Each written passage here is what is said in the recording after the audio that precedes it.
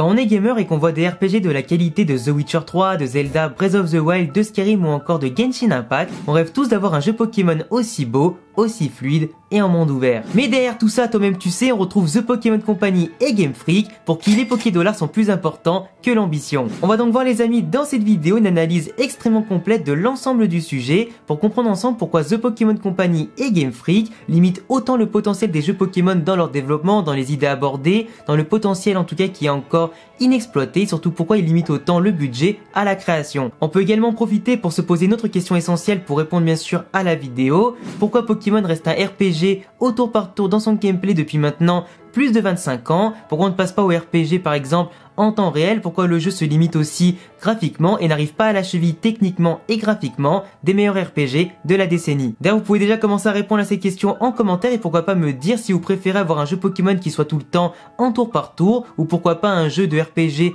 en temps réel, un petit peu comme les Genshin Impact, les Zelda, autres RPG du genre et pourquoi pas avoir des combats comme dans l'animé. Et on est parti les amis maintenant pour une très grosse analyse sur les jeux Pokémon.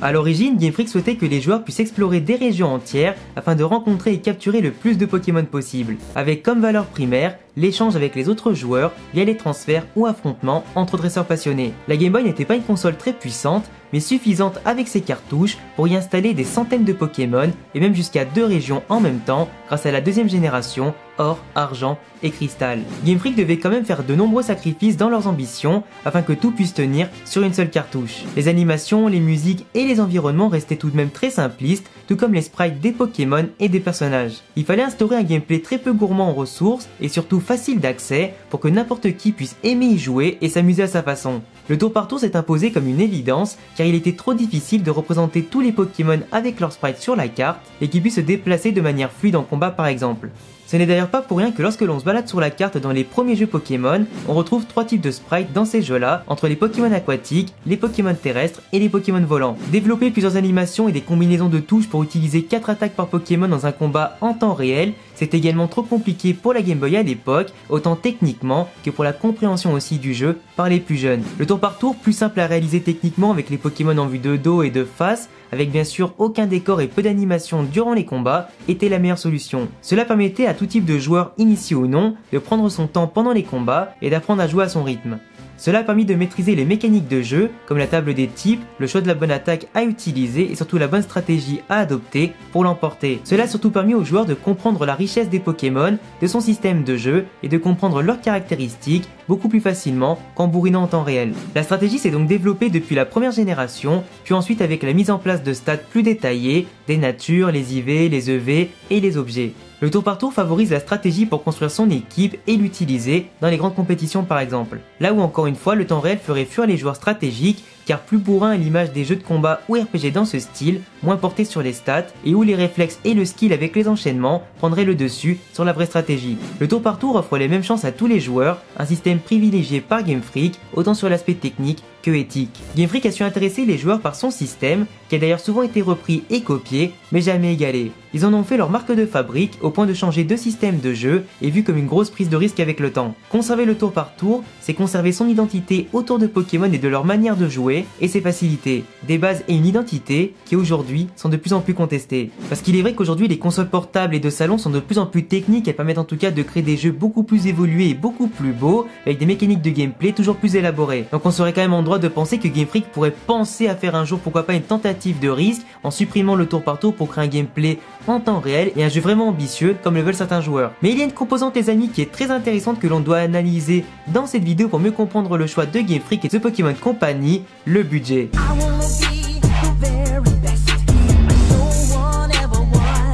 Les jeux Pokémon ont un succès énorme qui génère des milliards de chiffres d'affaires et surtout de bénéfices. La licence Pokémon est évaluée à plus de 9 milliards de dollars, dont les 2 tiers viennent des goodies et le reste des jeux vidéo ou certaines exploitations. Pokémon épée et bouclier ont coûté 20 millions d'euros et ont rapporté plus de 500 ou 6 millions d'euros, si ce n'est plus pour Game Freak et The Pokémon Company, et sans compter bien évidemment dans ces chiffres les DLC d'Isole Armure et de Couro-Neige. Et on comprend donc facilement qu'il s'agit d'un succès international extrêmement rentable. Quand on voit les anciens jeux principaux qui ne demandaient pas autant de millions à produire sur Game Boy, sur DS ou 3DS, avec des profits tout à fait similaires, on comprend pourquoi Pokémon a un budget autant régulé et si bénéfique. De faibles dépenses et d'énormes bénéfices, forcément ça fait rêver n'importe quelle entreprise. L'entreprise de Game Freak ne compte qu'une centaine d'employés et pas tous développeurs. Forcément, avec moins de main d'œuvre que d'autres studios, on ne peut pas avancer aussi vite ni sortir autant de jeux vidéo que l'on souhaite. C'est Pokémon Company qui va imposer un certain budget et qui va donc le choisir année après année et qui pourrait facilement, on est tous d'accord, être 2 ou 3 fois supérieur par rapport à ce qu'il donne déjà. Il préfère imposer un jeu principal à produire tous les 2 ou 3 ans avec un faible budget et sortir des fausses suites pas travaillées ou quelques spin-offs en attendant.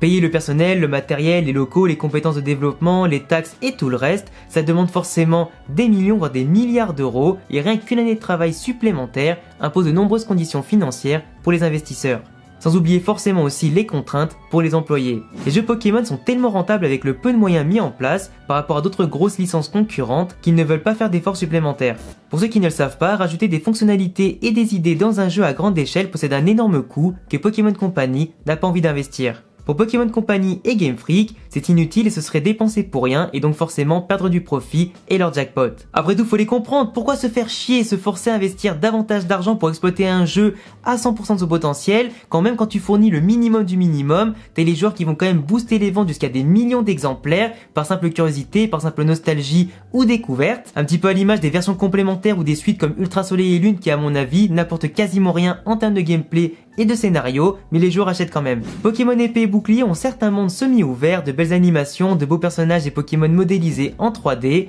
mais il manque énormément d'éléments. Il y a beaucoup trop de défauts techniques pour pouvoir le mettre à la hauteur des plus grands RPG de notre époque, et c'est bien dommage. Son gameplay au tour par tour et ses spécificités sont un frein énorme pour la franchise, qui peut bien sûr continuer à évoluer en conservant le tour par tour, mais à condition d'avoir un monde beaucoup plus beau, beaucoup plus riche, comme a réussi à le faire Dragon Quest par exemple. Juste pour vous donner un élément de comparaison, Zelda Breath of the Wild a coûté 50 millions d'euros pour plusieurs centaines d'employés en plus. Quasiment du coup 3 fois plus de budget que Pokémon épée et bouclier, et ça se ressent forcément dans le résultat. Le gameplay spécifique de ce Zelda par contre, avec l'exploration d'un gigantesque monde ouvert et un gameplay en temps réel, favorise aussi la création d'un tel jeu et demande aussi forcément beaucoup plus de budget. Sans oublier au passage bien évidemment le temps de production qui sera beaucoup plus élevé qu'un simple jeu Pokémon. Le budget et le gameplay vont bien sûr conditionner la qualité et la quantité de contenu que l'on va créer dans un jeu vidéo et c'est primordial. Un RPG au tour par tour est beaucoup plus simple et moins cher à produire qu'un jeu en temps réel. Passer d'un jeu au tour par tour à un gameplay en temps réel, cela demande davantage de budget et de revoir l'ensemble du monde à construire et ses caractéristiques. Un monde ouvert plein de secrets et de mystères,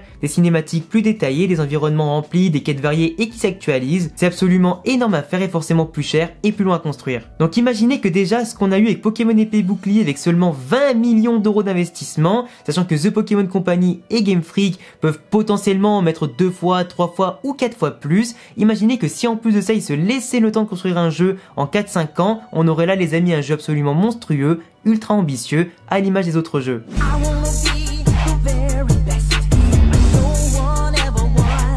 Depuis tout à l'heure, je vous parle d'une possibilité de transformer les jeux Pokémon en tour par tour en un jeu Pokémon RPG en temps réel. Le temps réel et le tour par tour sont deux styles que tout oppose et comme je vous l'ai déjà dit, le choix de l'un ou l'autre conditionnera forcément le gameplay et la construction de l'univers du jeu par la suite de ça. Pour moi, Pokémon pourrait largement s'inspirer de certains jeux de notre époque, comme le premier jeu Ni no Kuni, qui mélange une sorte de tour par tour mais surtout de temps réel, avec un système de combat ultra dynamique et efficace. Un système avec des déplacements fluides, de l'attaque, de la défense, des sorts, des stats et des objets, qui rendrait les combats Pokémon et les captures bien plus épiques, moins redondants et surtout plus intéressants. Un jeu comme Zelda ou Genshin Impact qui possède un monde immense, plusieurs paysages à explorer, des montagnes à gravir et des cieux dans lesquels planer, forcément c'est ambitieux et ça fait rêver. Pokémon pourrait avec davantage de budget, disons au niveau de Zelda Breath of the Wild, avoir un monde aussi grand et aussi beau. Il pourrait même davantage le remplir via des villes, des environnements spécifiques et bien plus encore. On pourrait par exemple grimper dans les montagnes ou voler à travers la région grâce à nos Pokémon afin d'avoir une liberté incroyable et surtout beaucoup plus réaliste. Dans les jeux Pokémon, on est très vite limité techniquement et on est bridé dans tout ce qu'on pourrait accomplir avec nos Pokémon.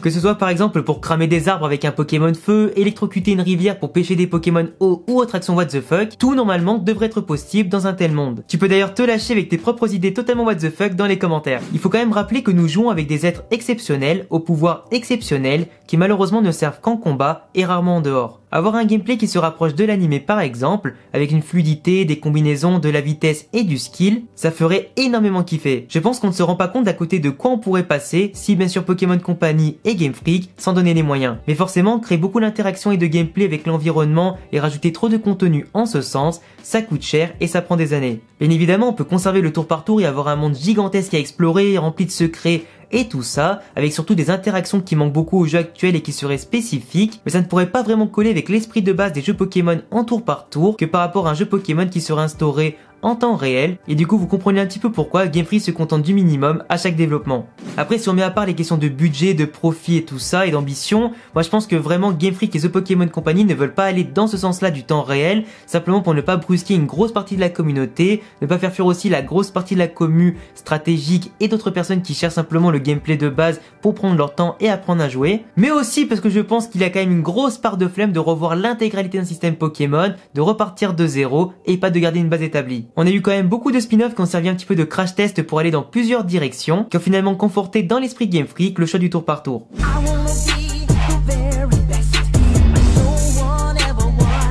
Après, quand on sait que Pokémon Company de base se gagne énormément d'argent sur les goodies, les peluches, les cartes, les figurines, etc. et que les jeux vidéo ne représentent qu'une petite partie, on peut quand même être extrêmement content qu'il y ait déjà un minimum de budget pour qu'on ait régulièrement des nouvelles régions, des nouvelles générations, des nouveaux Pokémon, des nouvelles en tout cas nouveautés ajoutées aux différents jeux pour qu'on puisse avoir plein de jeux principaux tous les 2-3 ans à chaque fois ou simplement aussi quelques spin-offs qui peuvent être intéressants. Après forcément l'ambition avec les spin-offs il est quand même différent parce que les millions d'euros investis pour le développement